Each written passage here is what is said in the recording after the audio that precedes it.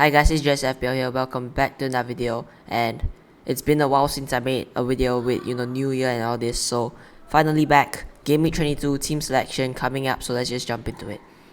So first and foremost, this was my game week 22-21 team. Now, really great week. 92 points with a -2 hit. So the bench again got it wrong. Cornet and Tierney there got getting returns, but it's not too bad because my team again picking up points here and there. Dominic Calvert-Lewin did miss that penalty, which was really disappointing, as brought him in for that -4 hit, but Diop did pay off, 8 points. I was considering Kufau and Dawson, but just Diop got 1 point more than Dawson, and then Kufau just got an assist.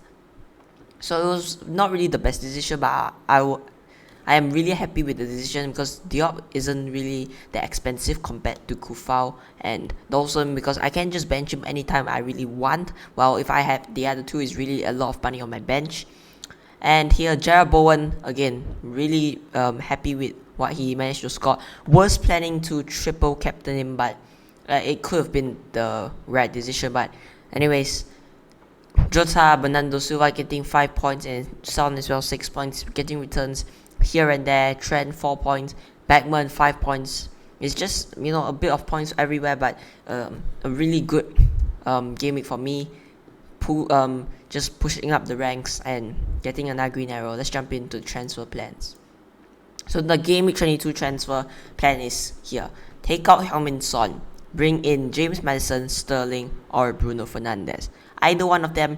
I'm just gonna talk about them later, but because Son is gonna miss probably 3 to 4 game weeks, which is not really a surprise as he got injured. So 3 to 4 game weeks without Son, probably not gonna hold on to him, especially how much money he is worth.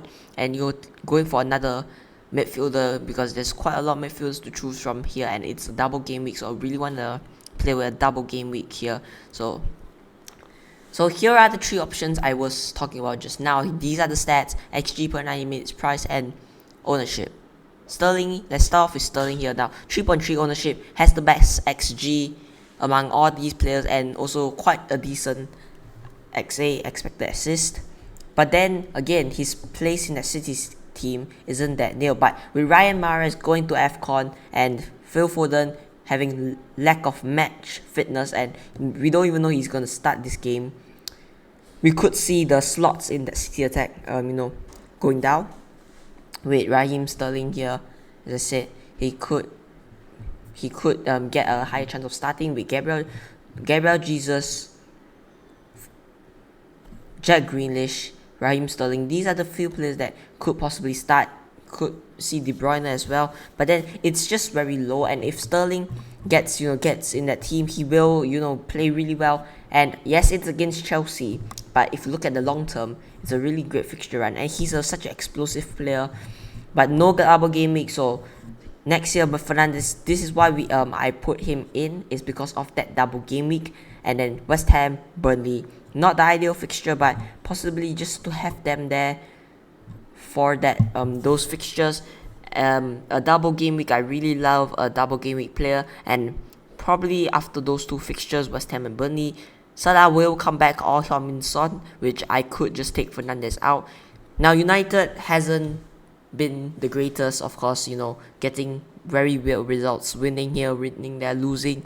So it's just a mess for United at the point. Interim manager Bruno Fernandes not even guaranteed a place in that United team because it's just too much, it's too chaotic. Which one point I will have to consider is his place in that United team is not guaranteed, as there could be rotation, and United is basically in the mess. Even if he plays, could he get returns? It's not looking good at United, it's just really messy there, so might not want to go for him. And then James Maddison, now he's been every season he's there's a great run of fixtures, he goes for a 15-pointer, 16-pointer, and then he just blanks the whole season. But James Maddison, again, a double game week player. Brighton, hopefully when he plays Liverpool, Salah comes back from AFCON, and hopefully Heung-min Son maybe comes back from the injury. and then I can just take him out. It's a short-term move. I'm just saying this. He is the cheapest and very cheap. He's cheaper than all these players. But then his stats, again, we could say decent stats. Of course, if I'm looking at stat-wise, I would go for Sterling, as I'm a very stats-wise player. And Sterling's also a great differential. But then, again, if I want to make a transfer, I will want to go on a double game week player, right? And at this point, I think Maddison is, if I'm going to choose a double game week player, it's gonna be Maddison most likely, and then Bruno Fernandes and Sterling, of course. So let's see how the things goes. So another 3 players I was considering was these 3, and please take note, I did make a mistake. Lucas Mora has a double game week against Arsenal and Leicester. Just ignore that one. And then Trossard, again, another double game week player. He takes on Crystal Palace, and Chelsea. Just ignore my was in a rush to get this video out. So now these are the 3 other options I could say. Again, Lucas Mora is just really the one, the short-term option. If I want looking on long-term, I would go for Rafinha. But then again, there are rumors that he's going to move to Bowen, and I can't, I must think of every possible thing that would happen if I bring one of these players in. Trossard, he's just don't really look. If I want to go for a blighted player, I would look to the defensive side of things instead of the attacking side, because they are not scoring that much goals. And then Lucas Moura is another short-term move, because if Son is out, his place is, I could say, more nailed on than if Son is back, and his place is not even guaranteed in that team with Dele Alli, these players coming in to replace him. And then so these are the other options I would go for, but honestly, these are other options I would consider not really go for, as they are quite cheap as well. So let's jump into the Game Week 22 team selection. So let's start off in goal here with Beckman. Newcastle and Burnley, a great double fixture. Possibly could just keep 2 clean sheets.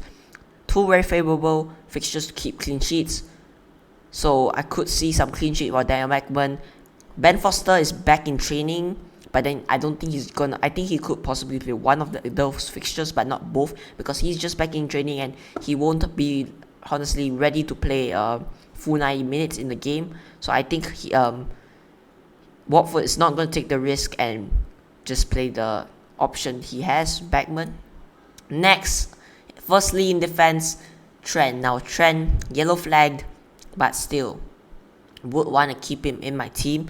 Honestly, I could see him starting this week against Brentford. Brentford has been honestly in a really poor form, with Ivan Toney not even performing, and and Bumo not even doing his greatest. Could see a possible clean sheet and attacking return. Yes, Brentford's defense we could say it's quite solid, but then you can't write Liverpool off, a really strong attacking team. Next year, João Cancelo and Marcos Alonso. João Cancelo, Chelsea at home. Again, he's a really great option. 42% ownership, even if I don't go get on him. City are just an elite team. I could see them winning this game 4-5-0 against Chelsea. Chelsea, I could say, in a very poor form in the Premier League against the top 6. And I could see City winning this game and getting some goals. And Marcos Alonso here, I'm going to keep him in my team because he has a double game week. Brighton and Manchester City. Manchester City is not the favourable fixture, but Brighton could possibly be the fixture. Again, he could get rotated. And I think if I'm going to go on a free hit, the possible option in that Chelsea defense is probably going to be, I will consider, is probably just only Rudiger, as Rudiger probably has the most chances of starting both of these games. Next here, James Maddison. Now these transfers are not locked in, but if I were to choose one of those players I talked about just now, it would be James Maddison. Burnley and Tottenham. Yeah, you could say Tottenham not the favourable fixture, especially they have improved defensively. But then Burnley there could be a really great fixture for Maddison to just score a lot of goals and get some assists. Next year, Bernardo Silva. Now Chelsea. I'm gonna keep him in my team. Some people are taking him out, but he still has a high ownership, and I honestly think if he can play really well, he will get a lot of returns. And yeah, possibly consider selling him in the upcoming weeks, but now I'm gonna keep him. If I were to jump on, if I want a double game week player, I would just take Cornet out instead of Bernardo Silva, as Cornet has a 0% chance of playing as he heads to AFCON. Next year, Jared Bowen, he's just superb. Look at how high his ownership was before game week 21 and now in game 22. His ownership just went up a lot, and really great, really happy for him now. Again, I was talking about him before he get those big hits. He's just a really great option, and he's playing really well. He did hit the post and did score. It could have been a really high scoring game week, but unfortunately he just got 2, so really unlucky there. Next year, Thiago Jota with Mane and Salah heading to AFCON. Jota is like the main man. Firmino and Minamino, these players, Divock Origi, would target him, as he's now the main man up front. Honestly, that Liverpool attack with Salah and Mane out, he could just score a bunch, or either just don't score any, because with no Salah and Mane, it's hard to provide goals for Jota. He's a really great finisher. Hopefully, he can get some returns. Brentford, again, as I said, not really in the great form right now, so could be a really high scoring game. Next, Mikel Antonio, gonna keep him. Leeds at home isn't that bad of a fixture, especially, we seen what he did at the start of the season. He could just get a lot of points, and he did score 9 points last game week. Yes, he did play 2 games, but 9 points isn't that bad, and I just want to keep him, if he gets a big haul again. Next, DCL, go keep him in my team here. He is one of the differentials in my team. Norwich away isn't like Norwich. We could say they have improved, but not improved defensively. Their defense is still a shambles, especially if they're not making any signings. They could be still the worst defense in the league. And next year, Joshua King, I'm going to keep him. I'm going to stick to my words when I was going to consider bringing him in. Him or Dennis. I just love Joshua King. I think he's better on penalties. He's proven it in the Premier League. He has the experience against teams like these, and he just honestly could score a big pointer. So I'm going to stick to my words. Joshua King, I think, is the better option than Dennis. Let's go on to my bench here. Goodness, return from loan, and hopefully can start one of these games. Maybe, if Fernandez in goal doesn't do the best, he could come in and play one of those games. But I think Batman's just going to start. Even if he doesn't start one of those, he could start the other one. So I don't think there's no point of him coming on. Next year, Kieran Tierney, I'm going to put him first on my bench. Tottenham, yes, a very tough fixture, but he's against City, it was a tough fixture. He managed to get a return. Arsenal are playing really well right now. Could see, anything, and football, it could go anyone's way. And honestly, Arsenal could win this game as well.